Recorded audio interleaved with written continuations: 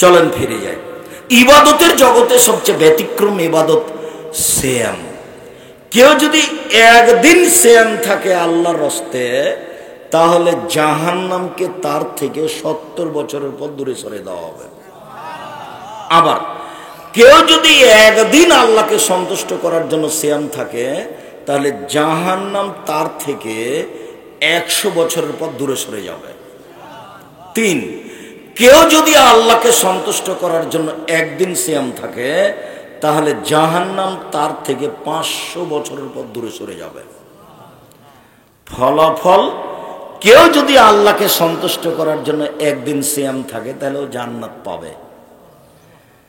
তো জাহান্নাম 70 বছরের পর দূরে সরে গেল, নেকি হলো না জান্নাত হলো? জান্নাত হলো। 100 বছরের পর দূরে সরে গেল, 500 বছরের পর দূরে সরে গেল। তো সিয়াম পালন করে নেকি হচ্ছে না জাহান্নাম সরে যাচ্ছে? জাহান্নাম সরে যাচ্ছে। এখানে 2, 4, 5 নেকি নেই। ফেরেশতাকে বলবেন না 10 নেকি লিখো, ওটা বাড়াও বাড়াও বাড়াও, 700 তো 1000 করো, একবার বিশাল পালা করে দাও। এটা আল্লাহ বলবেন না ফেরেশতাকে, এর নাম সিয়াম। চলেন দেখি অবাক ইবাদত পৃথিবীতে সিয়াম। আবু হুরায়রা রাদিয়াল্লাহু তাআলা আনহু বলেন, আল্লাহ রাসূল বলেছেন, সিয়ামু জুন্নাহ ওয়া হিসরুন হাসিরুন মিনান নার। সিয়াম হচ্ছে জাহান্নাম থেকে বাঁচার ঢাল, সিয়াম হচ্ছে জাহান্নাম থেকে বাঁচার দুর্গ। দুর্গ দুর্গ। তো সিয়াম পালন করে নেকি হচ্ছে না জাহান্নাম থেকে বাঁচার ঢাল হচ্ছে? জাহান্নাম থেকে বাঁচা। নেকির আলোচনা হবে না, একটাও দেখতে পাবেন না। দেখেন আমি কয়েকটা হাদিস পেশ করি, কোন জায়গাতে আপনি নেকির কথা দেখতে পাবেন না। উমামা বাহিলি রাদিয়াল্লাহু তাআলা আনহু বলেন, আমি একদা আল্লাহর নবীকে বললাম, মুরনি বিআমালিন, আল্লাহর নবী আমাকে একটা আমলের কথা বলেন তো আল্লাহর নবী, যাতে আমি জান্নাতে চলে যাব। তখন আল্লাহ রাসূল বলছেন, উমামা আলাইকা বিসসাম ফাইন্নাহু লা ইদরা লাহু। উমামা তুমি সিয়াম পালন করো। ইবাদতের জগতে সিয়ামের সমপর্যায়ের কোন ইবাদত নেই। 1, 2 আল্লাহর নবী, এই বাচ্চা পাশ থেকে যেন কোনো ছেলে বা কোনো মানুষ না উঠে। ছেলেরা তো বুঝতে পারবে না, এমনি ধাঁধায় বসেছিল, চিল্লাচিল্লি হচ্ছিল, কণ্ঠস্বরে বক্তব্য হচ্ছিল, তো এমনি চেয়েছিল। এ তো মানে খুলনাতে গেছি অনেকদিন আগে বক্তব্য দিতে, তো কিছু মহিলা বলছে যে কই বক্তব্য শুনতে এসেছিলাম, তো বক্তব্য তো দিল না, খালি কথা বলছে। তো আসলে তো বক্তব্য শুনতে আসেনি, কণ্ঠস্বর মানে বক্তৃতা। তো কণ্ঠস্বরে 1-1 ঘন্টাতে বোঝা গেল যে কণ্ঠস্বর হইল না, তখন বুঝলো যে বক্তব্য এটা নয়, এটা কোনো কথা। তো যে চলো যাই, বক্তব্য তো হলো না, তাহলে চলো আজকে যাই। এরকম তো ছেলে তো মনে করছিল যে এভাবে চেয়ে থাকবে। আব্দুল্লাহ বিন ফজল রাহিমাহুল্লাহ 5 ঘন্টা 8 ঘন্টা বক্তব্য দিতেন, মানুষ এভাবে চেয়ে থাকতো কখন ফজর হয়ে গেছে। কথার গতিও ছিল খুব বেশি, যদিও মানুষ আমল করতে পারেনি। মানে আমল তো করতে হলে কথা ধরে রাখতে হবে, আর কথা দিয়ে যখন শরীরটা কেটে যাবে তখন ওই কথা মনে থাকবে। আর যদি কথা খালি মিঠাই লাগে তাহলে কথা মনে থাকবে না। এমন ভাবে কথা হতে হবে। আর আল্লাহ রাসূলের সুন্নাত হলো, যখন তিনি বক্তব্য দিতেন তখন কণ্ঠস্বর খুব উঁচু হয়ে যেত, চোখ লাল হয়ে যেত, ক্রোধ বেশি হয়ে যেত, মনে হচ্ছে সৈন্যদলকে ধমক দেখাচ্ছেন, এই করতে হবে সে করতে হবে। এটা ছিল বক্তব্যের সুন্নাত। ওটা উল্টে গেছে। কুমিল্লা, নোয়াখালী, বরিশালের দিকে যাকে উপস্থাপনা করে বক্তব্য দেওয়ার জন্য, মানে এখন আব্দুর রাজ্জাক বিন ইউসুফ আপনাদের সামনে বক্তব্য দিবে, তো তার ব্যাপারেও সভাপতি সাহেব বলেন এইভাবে, এখন আপনাদের সামনে অমুক বক্তব্য দিবে। অবাক হতে হয়, সবই উল্টে গেছে, বক্তব্য তো গেছে গেছেই। খুব অবাক লাগে আমাকে, লেখকও তেমন বক্তাও তেমন। বক্তা বলছে, 6 মাসের রাস্তা মর্দ 6 দিনে গেল, ঘোড়ায় চড়িয়ে মর্দ হাঁটিয়া চলিল। বক্তা বলছে, ফাতেমা কান্দিয়া কয়, আজ বুঝি হুসাইন কারবালাতে শহীদ হয়। ফাতেমা কান্দিয়া কয়, আজ বুঝি হুসাইন কারবালাতে শহীদ হয়। যেদিন হুসাইন ইরাকের মাটিতে কারবালার মাঠে শহীদ হন, তার 49 বছর আগে ফাতেমা মারা গেছে। কেমনে তিনি এই কথা বলতে পারেন? মানে বক্তব্যই মানে 95-98% মিথ্যে। এই তো বগুড়া আপনার কাছে নগর মাদ্রাসাতে, আলেম মাদ্রাসাতে একজন বক্তা বক্তব্য দিচ্ছে এইভাবে, আব্দুল কাদের জেলানির বাড়িতে একজন ফকির আসলো ভিক্ষা চাইতে, আব্দুল কাদের জেলানির মা ভিক্ষা দিল, তো ফকির আব্দুল কাদের জেলানির মাকে দেখে আকৃষ্ট হলো। তখন আব্দুল কাদের জেলানি মায়ের পেট থেকে বুঝতে পারলো এটা, মনটা খারাপ করে মায়ের পেট থেকে বের হয়ে ফকিরকে হত্যা করে দিল। তো ওখানে তার এমন কেউ নেই যদি লাভ দিয়ে কোঠা বলতো, জনাব আব্দুল কাদের জেলানি তো না হয় বাঘের আকৃতিতে বের হলেন, এখনো তো তার প্রসবের সময় হয়নি, এখন মায়ের পেটে আবার গেলেন কিভাবে? এইটা যদি কেউ বলতো তাহলে হতো। তো এটা তো বক্তব্য দিচ্ছে, কে কার কথা শুনে? আপনি অবাক হবেন, ধর্ম এভাবে বিক্রি হচ্ছে। পৃথিবীর মানুষ শুনে রেখো, আমি জাতির সামনে 3টা আশঙ্কা করে গেলাম। এক, আলেম ওলামা ধর্ম বেচা খাবে, ধর্ম বিকৃত ধর্ম তারা মানুষের সামনে পেশ করবে। আবার বললেন পৃথিবীর মানুষ শুনে রেখো, জাহান্নাম উদ্বোধন করব 3 শ্রেণীর মানুষ দিয়ে, তার 1 নম্বরে থাকবে হুজুর। এ কথা আমি বলিনি, হাদিস বুখারী মুসলিম। ভেবে চলার কারো সুযোগ নেই। জুব্বা যত বড়ই হোক, আল খাল্লা যত বড়ই হোক, পাগড়ি যত বড়ই হোক, কথা রাসূলের না হলে জাহান্নাম হবেই। তাহাজ্জুদ দিয়ে ঠেকাতে পারবে না, হজ দিয়ে ঠেকাতে পারবে না, বড় হুজুর তার দাপট দিয়ে ঠেকাতে পারবে না। পিছন দিকে হাত বাঁধা থাকবে হুজুরের, পিছন দিকে হাত বাঁধা থাকবে ফেরাউনের, পিছন দিকে হাত বাঁধা থাকবে মহারানী এলিজাবেথের, পিছন দিকে হাত বাঁধা থাকবে ইন্দিরা গান্ধীর, কেউ খুলতে পারবে না। এর নাম কিয়ামত, এর নাম আল্লাহর ক্ষমতা। আইনাল জব্বার আইনাল মুতাকাব্বির, আনা মালিকুল আমলাক। স্বৈরাচারী স্বেচ্ছাচারী দাম্ভিক নেতারা কোথায়? আমি হচ্ছি রাজাধিরাজ। বিচারের মাঠে দেখাবেন তার দাপট, এখন তো এমনি রেখে দিয়েছে। প্রতাপশালী যে তিনি, এটা বিচারের মাঠে মানুষকে দেখাবেন। বিচারের মাঠ কাকে বলে সেই দিন মানুষ বুঝতে পারবে ক্ষমতা কি জিনিস। এরপরেও মাঝে মধ্যে আল্লাহ মানুষকে শিক্ষা দেন। আমি মাঝে মধ্যে বলি, দলীয় দাপট দেখিয়ে, ক্ষমতা দেখিয়ে, অর্থ সম্পদের চোটে মানুষকে জেল হাজতে দিয়েন না, ক্ষমতা দেখায়েন না, প্রতিশোধ নিয়েন না। একবারে স্বাভাবিক মাটির মানুষে থাকেন। কেন? দাপট টিকবে না, দাপট হারিয়ে যায়। 1500 বছর পরে হলো ফেরাউনের দাপট হারিয়ে গেছে, পানিতে ডুবে গেছে। আর আপনাদের নেত্রীর বয়স ছিল মাত্র 45 মিনিট। যেই দাপট ক্ষমতা চিরদিন থাকে না। দেখবেন 1 মিনিট, এই যে দেখেন খুলনার অঘোষিত সম্রাট এরশাদ শিকদার মেয়ের মাথায় একটু হাত রাখার সুযোগ পায়নি। দাপট দেখে একদিন 1 ঘন্টা বেঁচে থাকার চেষ্টা করবেন না। 1 মিনিট প্রতিশোধই নেবেন না, প্রতিশোধ নাই, প্রতিশোধের পাতা ছিঁড়ে দিবেন। দলীয় দাপট দেখাবেন না, মাটির মানুষ এভাবে থাকবেন স্বাভাবিক। মানুষে যা বলবে বলুক, উত্তর দিবেন না, প্রতিবাদ করবেন না। এই তোর কত ক্ষমতা রে, এটা বলবেন না।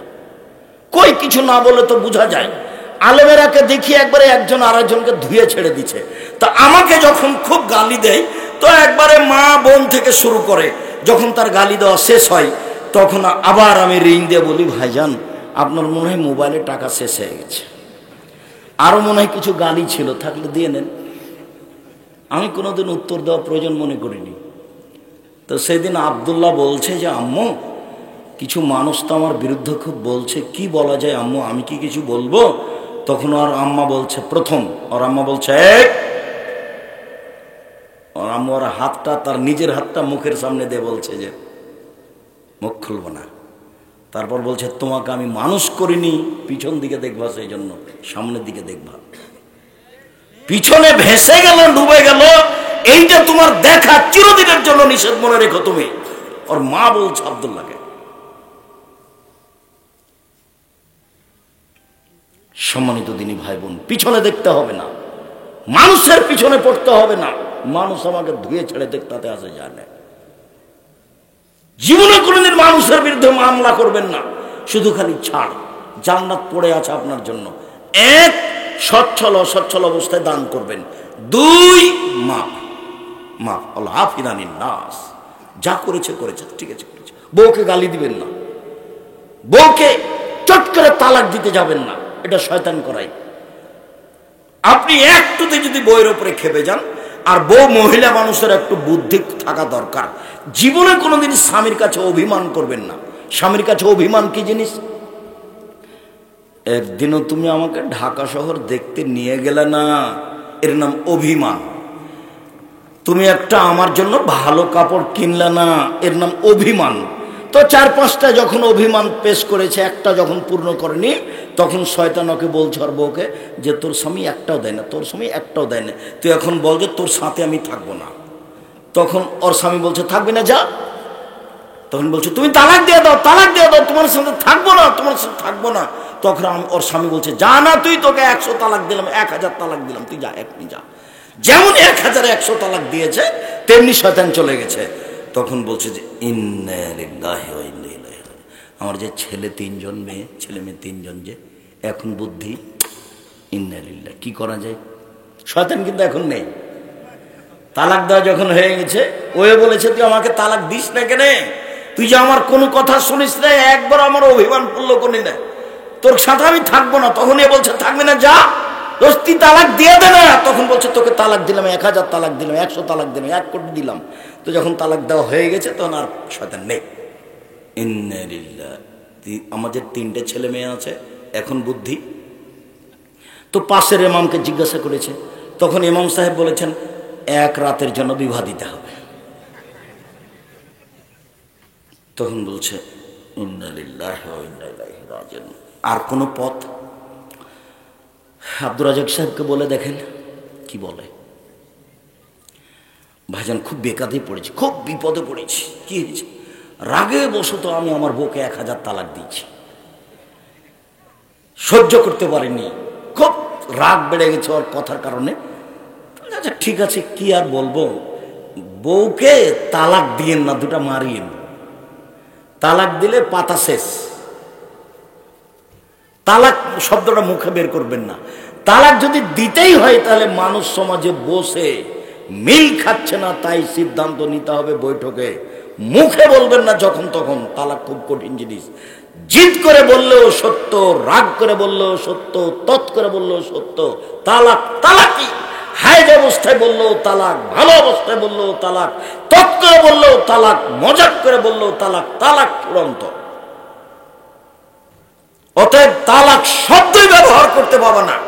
মন খারাপ হয়ে যে 2 লাঠি মারো বউকে, তালাক ব্যবহার করা হবে না। খুব সাবধান থাকতে হবে। শয়তান খালি এটাই করে, শয়তান খালি এটাই করে, শয়তান খালি এটাই করে, তার কাজই এটা। সময় ধরে দিনী বোনকে বলতে চায় এভাবে, এভাবে থাকবেন। উপস্থিত বৈঠকের মুসলিম বোন, কথা বলছো কেন, মুখ বন্ধ করো। একজন মহিলা আর একজন মহিলার গায়ের উপর দিয়ে চলে গেলে মুখ খুলবেন না, মুখখান বন্ধ রাখেন। এইভাবে স্বামীর সংসারে থাকবেন। আপনি যেভাবে রাখবেন সেভাবেই আমি খুশি। আমি সিরাজগঞ্জের গ্রামের মেয়ে, লবণ ভাতেই খুশি। আপনার যদি মোটা কাপড় চলে, মোটা কাপড়েই আমি খুশি। আপনার যদি চিকন কাপড় চলে, আমি চিকন কাপড়েই খুশি। আপনি যাতে খুশি, আমিও তাতে খুশি।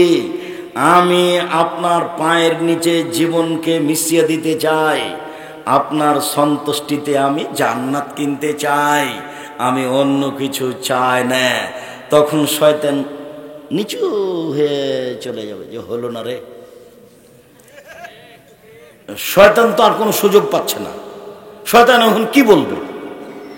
শয়তানকে চলে যেতে হবে, কোনো পথ নাই। সহজভাবে জীবিকা নির্বাহ করেন স্বামীর সাথে। জীবনে কোনোদিন স্বামী আপনার বিরুদ্ধে মুখ খুলতে পারবে না। তাহলে সংসার সুন্দর হবে। খামাখা ঝগড়াঝাটি দিয়ে কত মত কোনো ইবাদত নেই। এদিকে দেখেন, এটা হলো সিয়াম, রোজা। ইবাদতের জগতে এমন কোন ইবাদত নেই। সালাত, যে সিয়ামের সমপর্যায়ের হতে পারে? জি না। ইবাদতের জগতে এমন কোনো ইবাদত নেই, হজ এটা সিয়াম, যে হজ ইবাদত সিয়ামের মতো। তাহাজ্জুদ, তাহাজ্জুদ সিয়াম, তাহাজ্জুদ সিয়ামের মতো। কোরআন তেলাওয়াত, কোরআন তেলাওয়াত সিয়ামের মতো। এমন কোন ইবাদতই নাই পৃথিবীতে যেটা সিয়ামের সমপর্যায়ের হতে পারে, যেটা সিয়ামের মতো হতে পারে। এই কথা আল্লাহ নবী বলছেন। সিয়াম ইবাদতের জগতে ভিন্ন ধরনের ইবাদত। আল্লাহ নবী বলেন, শোনো, সিয়াম পালনকারীরা বিচারের মাঠে জান্নাতে যখন যাবে তখন ফেরেশতারা 8টা দরজা থেকে ডাক। জান্নাতের 8টা দরজা, জাহান্নামের 7টা দরজা। জাহান্নামে একটা দরজা 7টা, জান্নাতে একটা দরজা 8টা। ঢোকার সময়তে একটা দরজা আছে হজ পালনকারীর জন্য, একটা আছে যাকাত দেয় তাদের জন্য, একটা আছে সিয়াম পালন করে তাদের জন্য, একটা আছে সালাত আদায় করে তাদের জন্য। সব দরজা থেকে ফেরেশতারা ডাকবেন। তো আমাদের আবু বকর সিদ্দিক রাদিয়াল্লাহু তাআলা আল্লাহ নবীকে বলছেন, আল্লাহ নবী, সব দরজা থেকে ডাকবে এমন কি কেউ হবে? এই ছেলে, মোবাইল বন্ধ থাকবে, এখন মোবাইলে কোনো কথা হবে না। আল্লাহ নবী, এমন কি কেউ হবে যাকে সব দরজা থেকে ডাকা হবে? হ্যাঁ, তুমি তার মধ্যে। এই কথা আল্লাহ নবী কার ব্যাপারে বললেন? আবু বকর সিদ্দিক রাদিয়াল্লাহু তাআলার ব্যাপারে বললেন। এইবার বলি যে সিয়াম পালনকারীর শেষ ব্যক্তি ঢুকে গেলে এই দরজাটা বন্ধ করা হবে, তখন বাকি 7টা দরজা খোলা আছে। এই ছেলে, আপনারা একটু খেয়াল করেন, সিয়াম পালনকারীর শেষ ব্যক্তি ঢুকে গেলে এই দরজাটা কি করা হবে? বন্ধ করা হবে, বাকিগুলো খোলা আছে।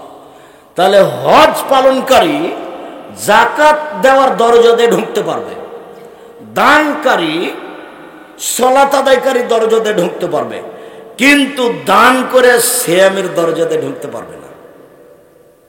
হজ করে সিয়ামের দরজা দিয়ে ঢুকতে পারবে না। শুধু একই শ্রেণীর মানুষ এই দরজাতে ঢুকবে যারা কি করেছে? সিয়াম পালন করেছে। এটা ঢোকা শেষ হয়ে গেলে এটা ক্লোজ হয়ে যাবে, বন্ধ। এটা ভিন্ন ধরনের ইবাদত, এর সাথে কারো মিল নেই। রাসূল সাল্লাল্লাহু আলাইহি সাল্লাম বলেন, বিচারের মাঠে কোরআন এবং সিয়াম আপনার ব্যাপারে সুপারিশ করবে। বলবে, প্রতিপালক, এই লোকটা আমাকে পালন করতে গিয়ে প্রবৃত্তি ত্যাগ করেছে, খাদ্য ত্যাগ করেছে দিনে, একে তুমি জান্নাতে দাও। তখন আল্লাহ বলবেন, ঠিক আছে সিয়াম রোজা তোমার কথা আমি মেনে নিলাম, লোকটাকে জান্নাতে দিলাম। বিচারের মাঠে আপনার পক্ষে কথা বলবে, 1 সিয়াম রোজা, 2 কোরআন, 3 হজ করতে গিয়ে টাকা যদি বৈধ থাকে তাহলে কালো পাথর, 4 আঙ্গুল, যে আঙ্গুলে তাসবিহ গণনা করেন, জীবনে কোনোদিন ভুলেও তাসবিহ দানা তাসবিহ গণনা করবেন না। রাসূলকে অপমান করা হবে, হোক না কেন 1000 দানার, হোক না কেন 500 দানার। সবাই যদি তাসবিহ দানায় তাসবিহ পাঠ করে তো আপনি করবেন না। আব্দুল রাজ্জাক সাহেব, একটা কথা শোনেন, আঙ্গুলে করলে খালি ভুল হয়, তাসবিহ দানায় ভুল হয় না। জীবনে যদি একদিনও ঠিক না হয় তবু নেকি হবে, কেন? এটাই পদ্ধতি। তাহলে আঙ্গুল কথা বলবে তাসবিহ গণার কারণে, 2 কালো পাথর কথা বলবে হজ টাকা ঠিক হওয়ার কারণে, 3 সিয়াম কথা বলবে রোজা আপনার পক্ষে, 4 কোরআন মাজিদ আপনার পক্ষে কথা বলবে। বিচারের মাঠ খুব কঠিন, ওই সময়তে যদি আপনার পক্ষে কিছু কথা বলে তাহলে তো বিশাল কিছু হলো। আপনার পক্ষে কথা বলবে। সিয়াম ভিন্ন ধরনের ইবাদত। আল্লাহ রাসূল বলেন, পৃথিবীর মানুষ শুনে রেখো, কুল্লু আমাল ইবনে আদম ইয়াফুল হাসানাতু বিআশরি আমসালিহা ইলা 700 আদম সন্তানের সব নেকি 10 থেকে 700, আরো আরো আরো। আদম সন্তানের সব নেকি 10 থেকে 700, আরো আরো আরো। আদম সন্তানের সব নেকি 10 থেকে 700, আরো আরো আরো। আল্লাহ তাআলা বলেন, তবে সিয়াম, তবে রোজা, তবে সিয়াম।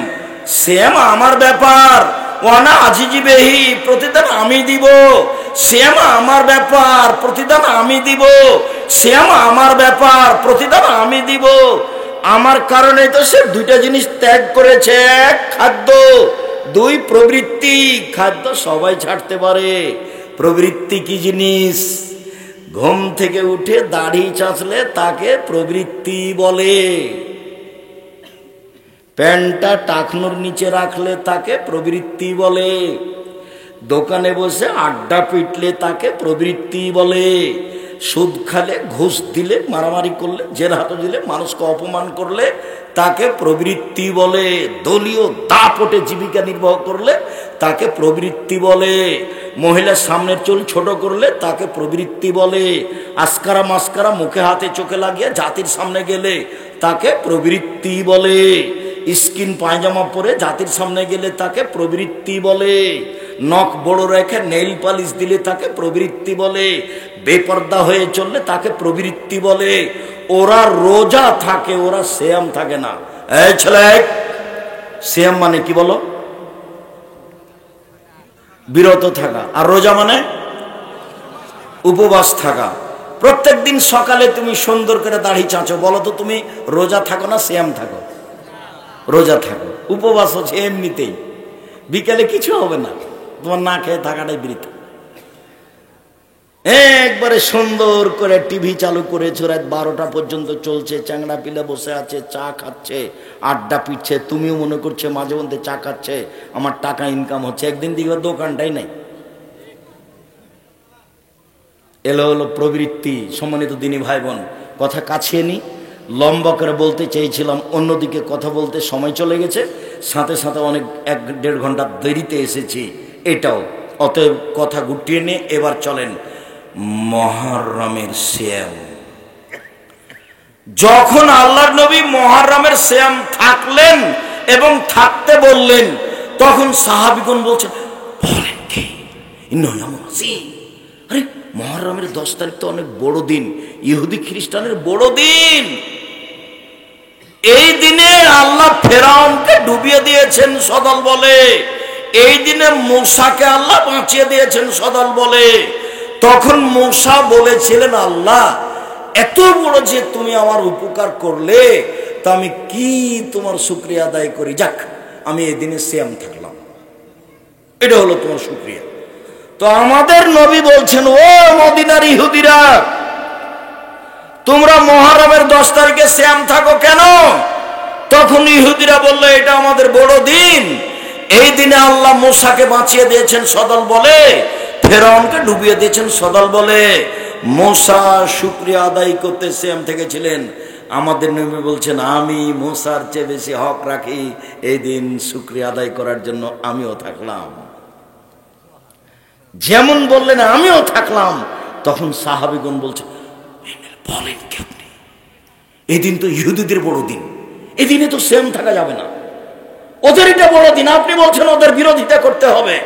তখন আল্লাহ রাসূল বলছেন, শোনো আমার সাহাবীরা, লাইন বাকাইতু সানাতাল কাবেলা লা সুমান্না তাসিয়া, সামনে বছর বেঁচে থাকলে 9 তারিখও সিয়াম থাকবো।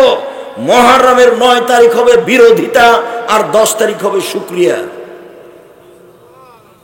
মনে থাকবে না? মুহররমের কয়টা সিয়াম হলো? 2টা, একটা বিরোধিতা আর একটা শুকরিয়া। মুহররমের সিয়াম থাকবেন 2 দিন, বিগত 1 বছরের পাপ ক্ষমা হবে।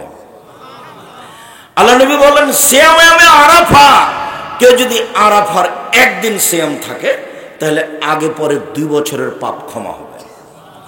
রাসূল সাল্লাল্লাহু আলাইহি ওয়াসাল্লাম বললেন, কেউ যদি রমজানের সিয়াম থাকে, তারপরে প্রত্যেক মাসে 3 দিন 13, 14, 15। মহিলাদের ঋতুর হাইজের কারণে চাঁদের 13, 14, 15 না হয়ে পরে হয়ে যেতে পারে, তখন 20, 21, 22, 23, 25, 26 হলে কোনো সমস্যা নেই। 3 দিন 3 দিন সিয়াম থাকলে সারা বছর সিয়াম পালনের নেকি হবে। রাসূল সাল্লাল্লাহু আলাইহি ওয়াসাল্লাম বললেন, মান সামারা মাজানা সুমাত বাহু সিত্তান মিন শাওয়াল কানা কা সিয়ামি দাহরি কুল্লিহি। কেউ যদি শাওয়ালের 6টা সিয়াম থাকে আর রমজানের থাকে, তাহলে সে সারা বছর সিয়াম পালনের নেকি পেল। 6টা আর রমজান, 6টা আর রমজান, 6টা আর রমাজান সারা বছর সিয়াম পালন। তাহলে এক, প্রতি মাসে 3 দিন, আর রমাজান সারা বছর সিয়াম পালন।